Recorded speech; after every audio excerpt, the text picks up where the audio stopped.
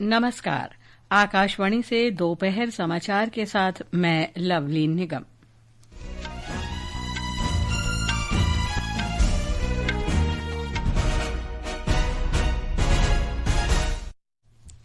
प्रधानमंत्री नरेंद्र मोदी ने कहा है कि भारत अमेरिका के राष्ट्रपति डोनाल्ड ट्रंप की भावनाओं और भारत अमेरिका संबंधों के सकारात्मक आकलन की सराहना करता है और पूरी तरह से उनका समर्थन करता है। श्री मोदी ने कहा, दोनों देशों के बीच भविष्योन्मुखी, व्यापक और वैश्विक रणनीतिक साझेदारी है। वित्त मंत्री निर्मला सीतारामन ने कहा, भारत रूस से तेल खरीदना जारी रखेगा। उन्होंने कहा, राष्ट्र हितों का पूरा ध्यान रखा जाएगा। प्रधानमंत्री नरेंद्र मोदी बाढ़ प्रभावित राज्यों का दौरा कर स्थिति की समीक्षा करेंगे। उत्तराखंड में चारधाम यात्रा फिर से शुरू, गंगोत्री और यमुनोत्री की तीर्थ यात्रा स्थगित। देश के कई हिस्सों में 10 दिन तक चलने वाला गणेश उत्सव आज मूर्ति विसर्जन के साथ संपन्न हो जाएगा। और अमेरिकी ओपन टेनिस टूर्नामेंट के पुरुष सिंगल्स के फाइनल में यानिक सिनर का मुकाबला कार्लोस अल्काराज से होगा। अब समाचार विस्तार से। प्रधानमंत्री नरेंद्र मोदी ने कहा है कि वे अमेरिका के राष्ट्रपति डोनाल्ड ट्रंप की भावनाओं का पूर्ण रूप से सम्मान करते हैं और भारत अमेरिका संबंधों के सकारात्मक आकलन की गहराई से सराहना करते हैं।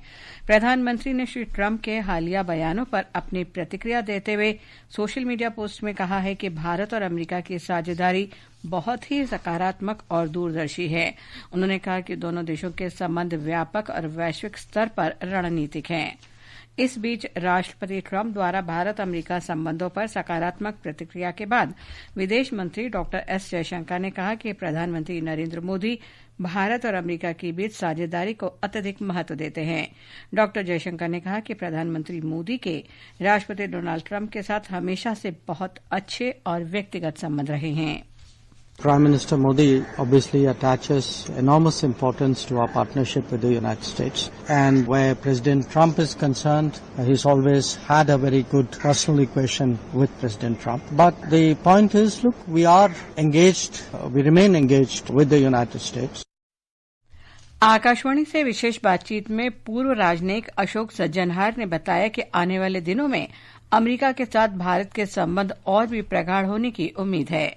हमारे जो संबंध है अमेरिका के साथ बहुत ही सामरिक संबंध है। ये कॉम्प्रिहेंसिव ग्लोबल स्ट्रेटेजिक पार्टनरशिप है। उतार चढ़ाव आते रहते हैं, परंतु इनसे हम पहले भी जूझते रहे हैं, अभी भी जूझते रहे। और जो प्रधानमंत्री मोदी ने कहा है राष्ट्रपति ट्रंप के ट्रूथ सोशल पोस्ट के बाद, उसमें यही है जो हम बातचीत से अपने जो मसले हैं उनको सुलझाएंगे और हमें विश्वास है कि हमारे संबंध और सुधरेंगे और बहुत ही सुदृढ़ और मजबूत होंगे।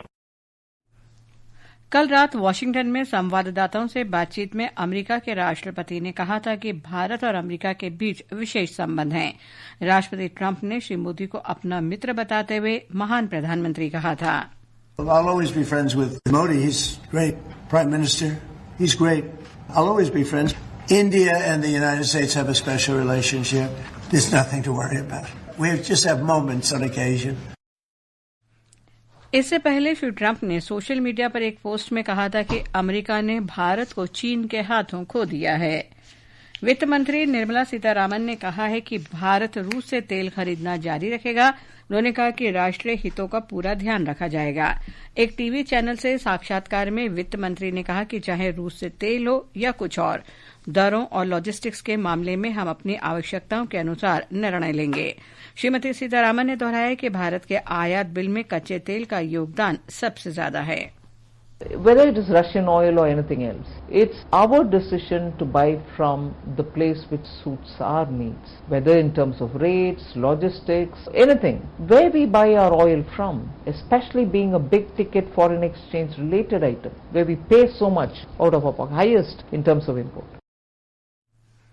वस्तु और सेवा कर जीएसटी की नई व्यवस्था पर वित्त मंत्री ने कहा कि इससे नागरिकों के उपभोग में सुधार होगा और इससे पूंजीगत व्यय पर कोई प्रभाव नहीं पड़ेगा।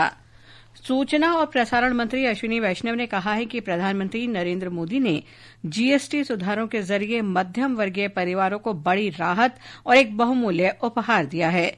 श्री वैष्णव ने आज नई दिल्ली में संवाददाताओं को संबोधित करते हुए ये बात कही।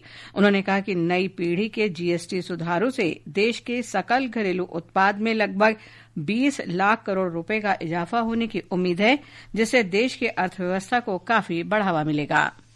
माननीय प्रधानमंत्री जी की जो मिडिल क्लास परिवारों के प्रति निष्ठा है, वो निष्ठा समय समय पे हमको दिखाई दी है। कैसे इनकम टैक्स में एक बड़ा सुधार करके 12 लाख रुपए तक की इनकम टैक्स की मध्यम वर्गीय परिवारों को छूट मिली, वैसे ही एक बहुत बड़ा जीएसटी में रिफॉर्म्स करके माननीय प्रधानमंत्री जी ने मिडिल क्लास परिवारों को एक बहुत बड़ी राहत दी है।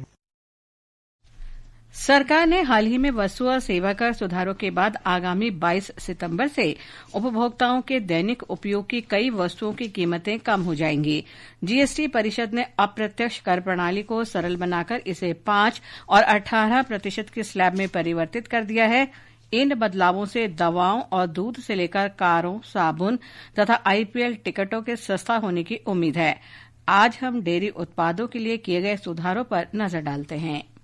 जीएसटी परिषद ने कई डेयरी उत्पादों को करों से छूट देने का फैसला किया है। पनीर, छेना और अल्ट्रा हाई टेम्परेचर दूध जैसी वस्तुएं अब कर मुक्त हैं। इन पर अभी तक 5% जीएसटी लगता था। इसके अलावा मक्खन, घी और पनीर जैसे डेयरी उत्पादों पर अब जीएसटी घटकर 5% किया गया है, जो पहले 12% था। गुजरात सहकारी दुग्ध विपणन संघ के प्रबंध निदेशक जयन मेहता ने इस फैसले की सराहना की है। उन्होंने इसे उत्पादकों और उपभोक्ताओं के लिए राहत की बड़ी खबर बताया। दूध और दूध के प्रोडक्ट्स में जीएसटी में काफी कटौती की है। ये देश के उत्पादक और कंज्यूमर्स के लिए बड़ी अच्छी खबर है, क्योंकि वाजिब दाम होने से उसकी कंजम्पशन में बढ़ोतरी होगी और उसकी वजह से हमारे उत्पादकों को एक मार्केट और एक बहुत विशाल मार्केट लगातार मिलता रहेगा। इस सुधार से अपनी आजीविका के लिए दुधारू पशुओं पर निर्भर रहने वाले 8 करोड़ से अधिक ग्रामीण किसान परिवारों को सीधा लाभ प्राप्त होगा। दृष्टि की रिपोर्ट के साथ समाचार कक्ष से आनंद पाठक।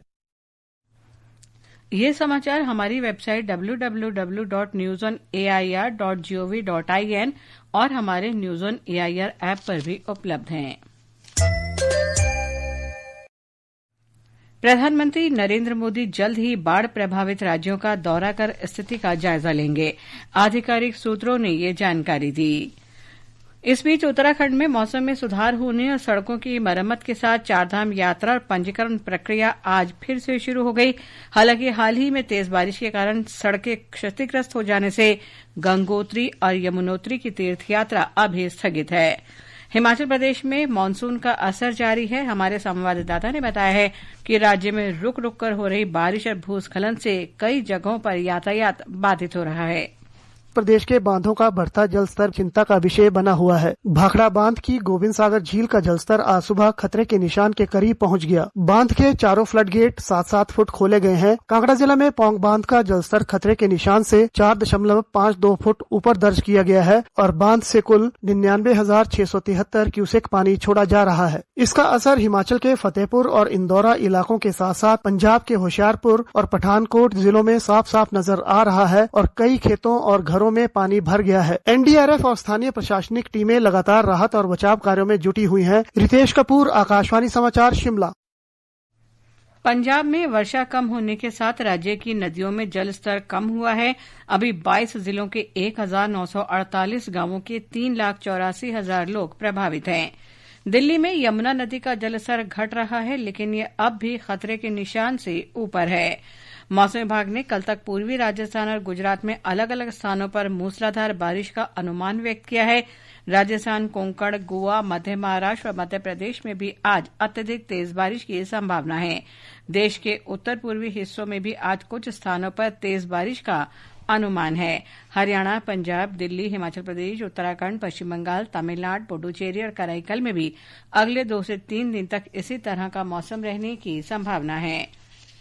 बिहार के गयाजी सैन्य अधिकारी प्रशिक्षण अकादमी में 23 महिलाओं सहित 207 कैडेटों को आज भारतीय सेना में कमीशन किया गया। ब्यौरा हमारे संवाददाता से। सभी ऑफिसर्स कैडेट के लिए आज का दिन काफी ऐतिहासिक रहा। साहस और अनुशासन के बीच बेहतर कदम ताल के साथ परेड में कौशल प्रदर्शित करते हुए कैडेट्स ने समारोह में उपस्थित दर्शकों को मंत्रमुग्ध कर दिया।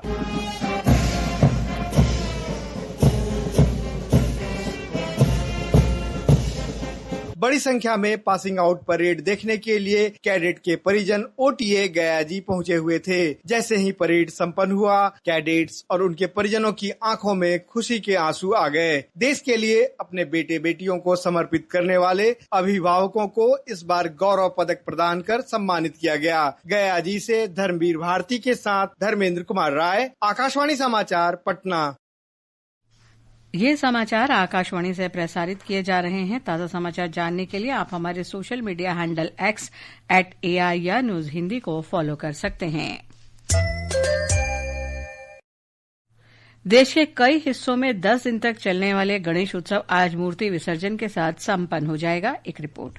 श्रद्धालु गणेश चतुर्दशी के दिन भगवान गणेश की प्रतिमाओं को अपने घरों या सामूहिक मंडपों में विराजमान करते हैं और अपनी श्रद्धा अनुसार 1.5 दिन, 3, 5, 7 या पूरे 10 दिन उनकी पूजा अर्चना करते हैं। बहुत से श्रद्धालु आज अनंत चतुर्दशी के दिन ही बप्पा को भावपूर्ण ढंग से विदा करते हैं और अगले बरस उनके आगमन की प्रतीक्षा में जुट जाते हैं। भाद्रपद मास के शुक्ल पक्ष की चतुर्दशी को ही अनंत चतुर्दशी के रूप में मनाया जाता है। हिंदू धर्म में अनंत चतुर्दशी के दिन भगवान विष्णु के व्रत और विशेष पूजा करने का भी विधान है। इस दिन भगवान विष्णु की पूजा अर्चना करके विपत्तियों से रक्षा करने वाला अनंत सूत्र बांधा जाता है। जैन धर्म में भी अनंत चतुर्दशी या अनंत चौदस का विशेष महत्व है। आज के दिन ही मुख्य जैन त्योहार पर्युषण पर्व का अंतिम दिन होता है। आकाशवाणी की ओर से विशेष रूप से भगवान गणेश की पूजा को समर्पित अनंत चतुर्दशी के दिन की सभी को हार्दिक शुभकामनाएं। विघ्नेश्वराय वरदाय सुरप्रियाय लंबोदराय सकलाय जगदहिताय नागाननाय श्रुति यज्ञ विभूषिताय गौरी सुताय गणनाथ नमो नमस्ते। मुंबई में गणेश विसर्जन समारोह के लिए स्थानीय प्रशासन और नगर पुलिस ने सुरक्षा, सफाई, स्वास्थ्य और पर्यावरण के अनुकूल व्यवस्थाओं के कड़े इंतजाम किए हैं। एक रिपोर्ट।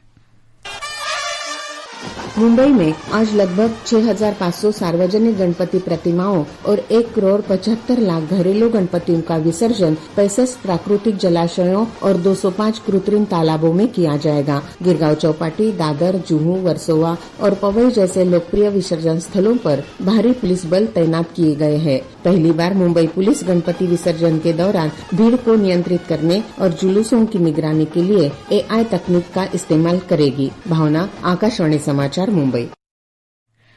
पुणे में भी ऐतिहासिक गणेश प्रतिमा विसर्जन आज सुबह पारंपरिक रीति रिवाजों और उत्साह के साथ शुरू हुआ। असमिया फिल्म गुड बाय गुरुजी को आधिकारिक तौर पर पेरिस में होने वाले गंगे सुरसीन महोत्सव के लिए चुना गया है। ये फिल्म शिक्षा और दृढ़ता के माध्यम से परिवर्तन की कहानी पर आधारित है। अगले महीने इसका वैश्विक प्रीमियर होगा। विश्व प्रसिद्ध पितृपक्ष मेला महासंगम 2025 आज से बिहार के गयाजी में शुरू हो रहा है। इस वर्ष पितृपक्ष मेला 21 सितंबर तक चलेगा। और अब खेल खबरों के साथ हैं निखिल कुमार। अमरीकी ओपन टेनिस टूर्नामेंट में इटली के यानिक सिनर पुरुष सिंगल्स के फाइनल में पहुंच गए हैं। खिताबी मुकाबले में सिनर का सामना स्पेन के कार्लोस अल्काराज से होगा। वहीं महिला सिंगल्स में अमेरिका की अमांडा अनिसिमोवा ने फाइनल में जगह बना ली है। खिताबी मैच में उनका मुकाबला बेलारूस की एराना सबलेंका से होगा। पुरुष डबल्स के फाइनल में आज रात स्पेन के मार्सेल ग्रेनोलर्स और अर्जेंटीना के होरासियो जेबालोस का मुकाबला जो सेलिसबरी और नील स्कोपस्की की ब्रिटिश जोड़ी से होगा। इधर पुरुष एशिया कप हॉकी के सुपर 4 चरण के मैच में आज भारत का सामना चीन से होगा। यह मैच शाम 7:30 बजे से बिहार के राजगीर अंतर्राष्ट्रीय स्टेडियम में खेला जाएगा। अंत में मुख्य समाचार एक बार फिर। प्रधानमंत्री नरेंद्र मोदी ने कहा, भारत अमेरिका के राष्ट्रपति डोनाल्ड ट्रंप की भावनाओं और भारत अमेरिका संबंधों के सकारात्मक आकलन की सराहना करता है। श्री मोदी ने कहा, दोनों देशों के बीच भविष्योन्मुखी व्यापक और वैश्विक रणनीतिक साझेदारी है। वित्त मंत्री निर्मला सीतारामन ने कहा, भारत रूस से तेल खरीदना जारी रखेगा। उन्होंने कहा, राष्ट्र हितों का पूरा ध्यान रखा जाएगा। प्रधानमंत्री नरेंद्र मोदी बाढ़ प्रभावित राज्यों का दौरा कर स्थिति की समीक्षा करेंगे। उत्तराखंड में 4 धाम यात्रा फिर से शुरू, गंगोत्री और यमुनोत्री की तीर्थ यात्रा स्थगित। देश के कई हिस्सों में 10 दिन तक चलने वाले गणेश उत्सव आज मूर्ति विसर्जन के साथ संपन्न हो जाएगा। इसके साथ ही दोपहर समाचार का ये अंक समाप्त हुआ। नमस्कार।